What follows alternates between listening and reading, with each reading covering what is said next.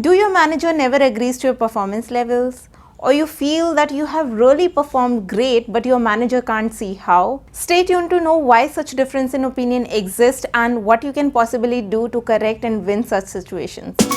Welcome to Corporate Diaries.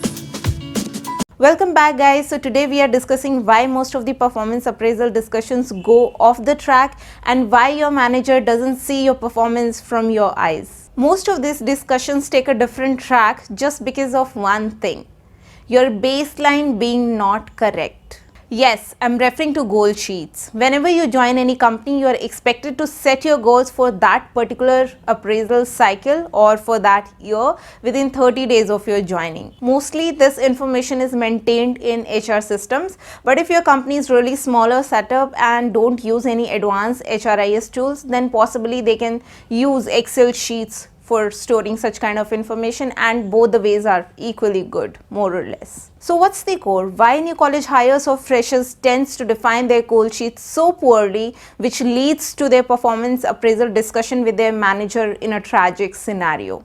So here are two main factors. Number one, ignoring the predefined parameters set up by your company to calculate or to judge your performance. I'll try to explain this with the help of an example so that you have clear idea how it plays such an important role in defining your performance. So take a look at this picture. Say your company has already defined these four parameters against which the 100% score of your will be judged or calculated. So these can vary company to company. I have taken very raw format just to make you guys understand. First being employee performance, your technical deliverables. Second being a team player, how good you are at being a team player.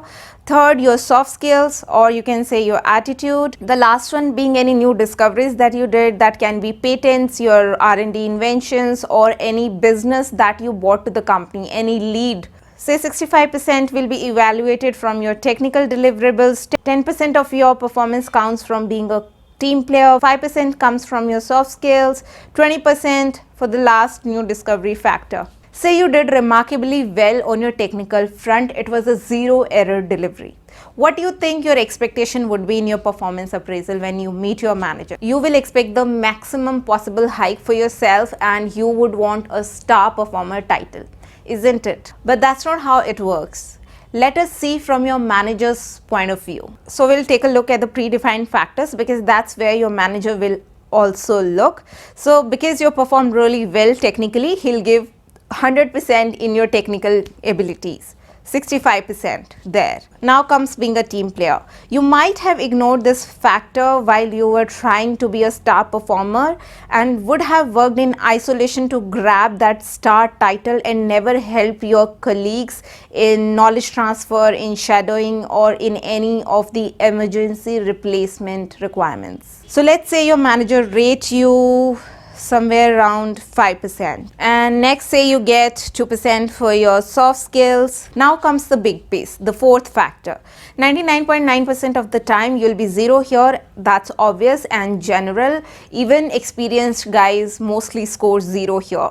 So though practically you are zero, but let's say your manager gave you some score because of your technical abilities. So let's say he gave you around 3%.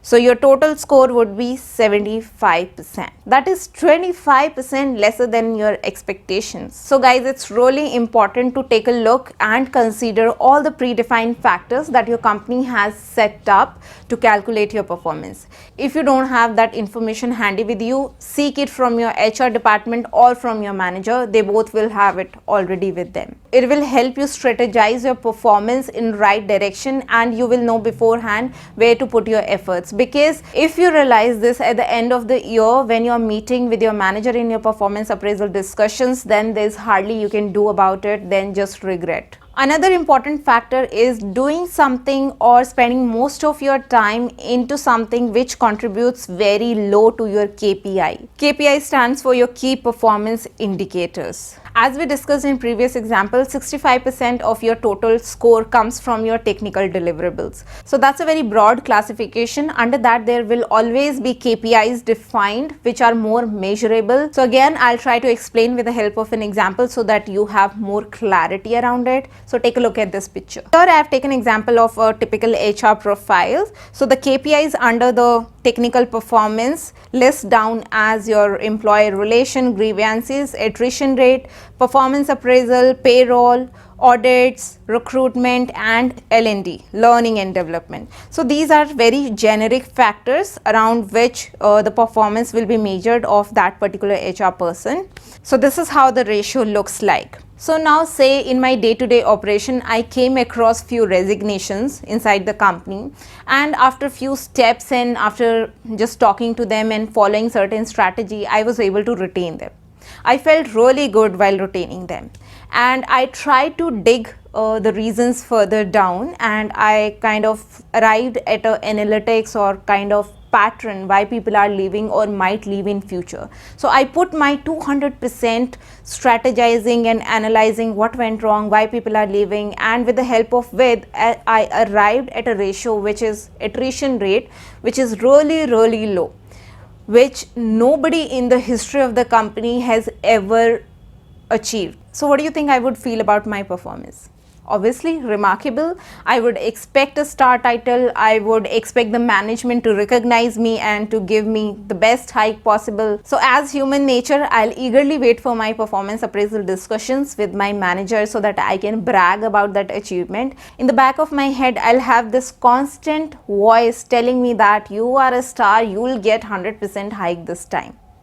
But you know what the reality is? Working on attrition rate accounts only for 5% of the total ratio. So that means no matter how hard and smart I worked, I'll get the 100% of it, which is 5%, because that's the 100% score of attrition rate. So these ratios to KPIs varies company to company and basis your profile. A technical engineer would have different KPIs and different ratios associated to them. But what I'm trying to say is, act smart.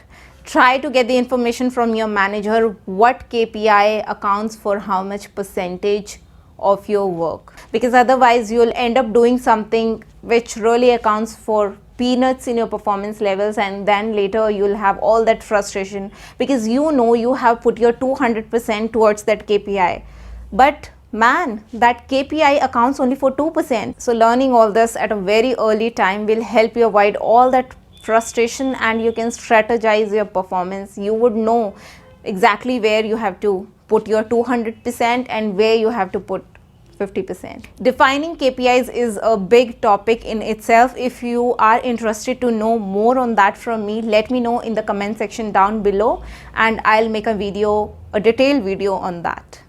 So that's all for this video, guys. I hope you find it useful. I'll see you in my next video. Till then, stay blessed and happy. Thanks for watching, guys. Take care. Bye.